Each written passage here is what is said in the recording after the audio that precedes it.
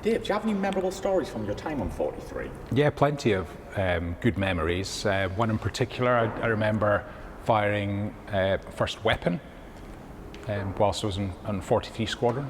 So that was a Skyflash missile.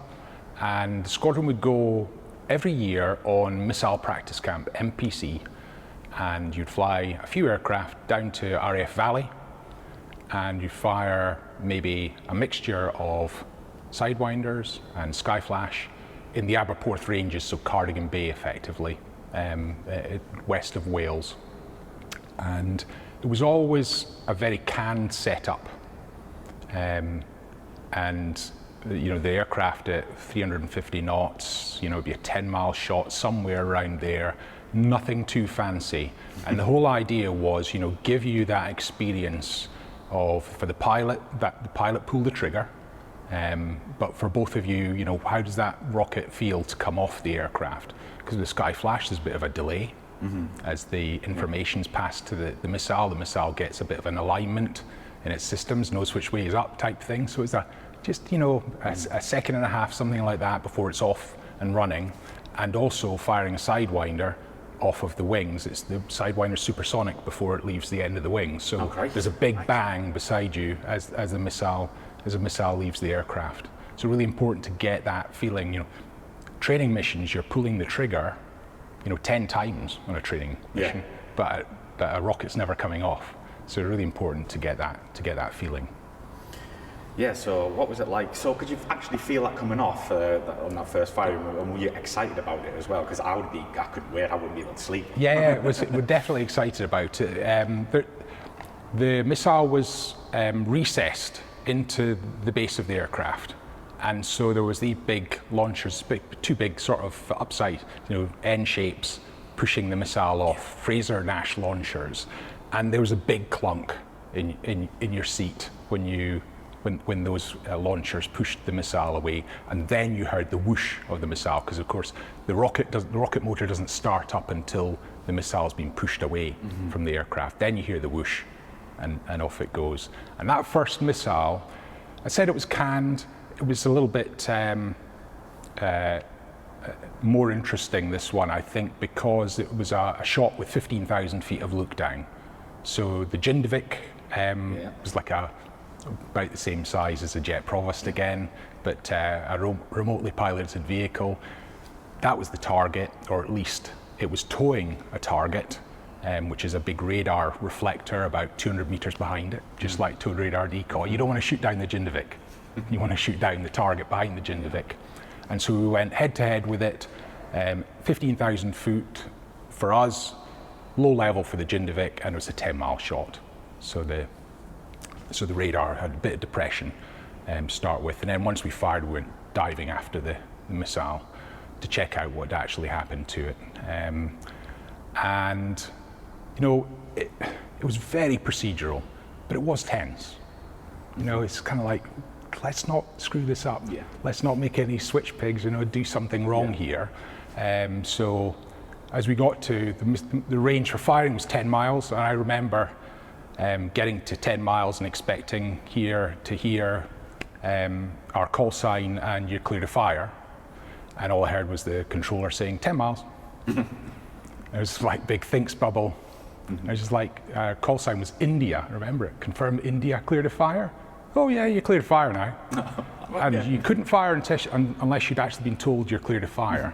And you know, you're firing a live missile.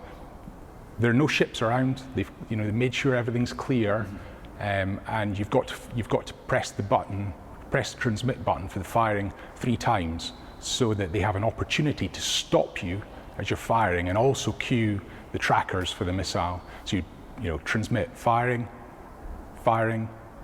now, and then the rocket would go off. Brilliant stuff. So who actually gets the button switched and say, like, right, who fires it? Is it back or front? It's front seat. Right, okay. And always the front seat. Okay. In the F3 for all the weapons. So now the requirement was for the navigator to lock the target, make sure we've got a good lock on the target. The front seater pulls the trigger, and then part of the radar then switches over to continuous illumination. So it's sending a continuous wave down through the lock position, and that's bouncing off the target, and the missile sees that, goes after it. Yeah. So what was it like when you landed after that first firing? That was Just relief. relief. You know? Yeah, it went well. Somebody's going to screw up this week. It's not me. Yeah, thank God. So, You have another memorable story from firing Skyflash again, but this was Supersonic, wasn't it? Can you tell us about this? Yeah, that was in Treble 1. Yeah. It was a great day out, and I led it with a good friend, so that was quite nice to be able to lead a sortie like that. Good memory. Yeah, it was definitely different from any other NPC sortie that I did in my time. I maybe fired 4 or 5 missiles over my years. It was supersonic firing, so the conditions were F3 at Mach 1.4, and the target, which was a stiletto, Shorts SD2 stiletto supersonic target, that was at Mach 1.6. So Mach 3 at the point of trigger, trigger pull. And of course, you can't do that in Aberporth ranges off Wales. There's not enough room. Mm-hmm. So we had to do it as a high seas firing, they called it, and that was between the Shetland Islands and the Faroe Islands. So in order to, I'll run through who was there, 6 F3s, 4 of them armed. There was a VC-10 to refuel us because we couldn't carry tanks because we needed to fly at Mach 1.4 at the point of firing. So that was beyond the tank limiting speed. Mm-hmm. So we didn't have any tanks. We needed that tanker, that's for sure. And then there was the Canberra from RAF Embedder. That was a BTT2 raspberry ripple, from yellow, red, white, and blue, I think, from Embedder, and it was carrying 2 short stiletto supersonic targets. So we got, out of those 6 aircraft, 2 of the aircraft were going to get to fire that day. And then it was a Nimrod MR2 as well. And the purpose of the Nimrod MR2, we never spoke to it on the mission, but the purpose there was to clear the sea and make sure there are no ships in the way for when trigger was pulled. And also they could provide some sort of search and rescue if one of the F3s ended up down between the Faroes and the Shetlands, which is quite a long way from a pickup. There was one other element to that firing which was really interesting, and that was that it was a cooperative firing. So one of the real limitations of the Skyflash was that it's semi-active. So you had the firing aircraft had to support the aircraft all the way to the point of impact. You're illuminating it, as I said, from the radar. And that meant, so as soon as you fired a missile at somebody and you had the advantage, you would maneuver the nose away from that other aircraft and hold that person on the radar, and that would kind of reduce the closure. Mm-hmm. But you never get away from merging with that aircraft. It was just a few miles when the missile impacted, so you couldn't just turn tail and run. You had to point in at that point. So you're always committed to a merge. If you get an AMRAAM, you can actually turn away from the person you're shooting at once that missile goes active. So the idea here with the cooperative firing was that you would have an F3 up front doing the firing, and you'd have another F3 20 miles behind. Mm-hmm. And it would also illuminate the target with its radar, and the front F3 could then peel away, just as if you'd fired an AMRAAM that's active straight away and turn around. Mm-hmm. So it gave you an advantage, and it was an advantage that was potentially needed because there were Russian missiles that were bigger than the Skyflash, or longer range than the Skyflash. So it was quite a complicated setup, and it was down to us, myself and my friend, in the cockpit leading it, to sort it all out. Mm-hmm. We started off by taking off from Lookers and joining with the tanker over the top of Lossiemouth, somewhere around there. And everyone in the formation had to see how well their radar performed against the VC-10. Okay. So when did you get the VC-10 contact?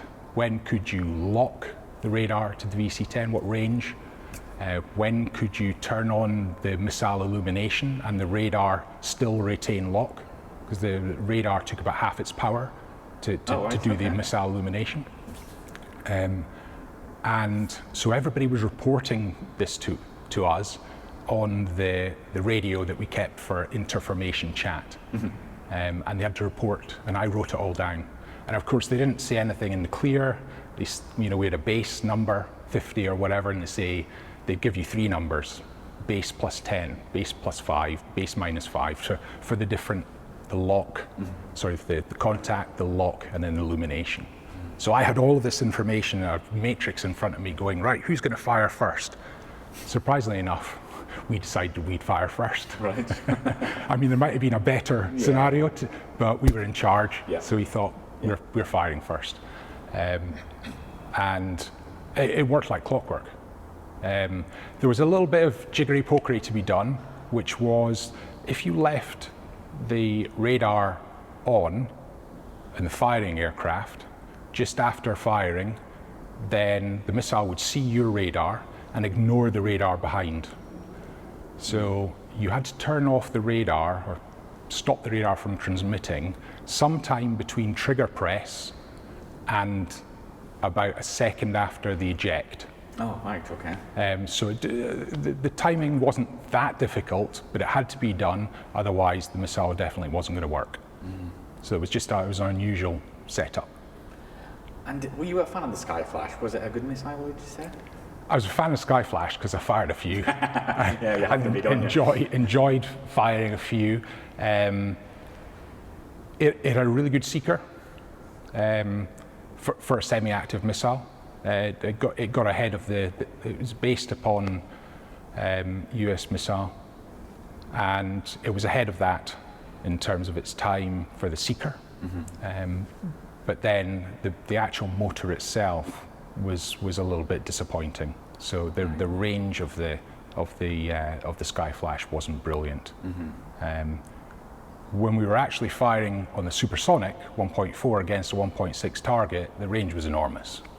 Because the energy's in the target and the energy's in us as well. So add about Mach 2.5 on top of that for the missile peak speed, and you've got a really big launch success zone. So, but it wasn't usually very big launch success zone compared to others. So it was quite nice to go back to the F3 in the 2000s and have AMRAAM on board. Yeah, I can imagine. Big leap forward.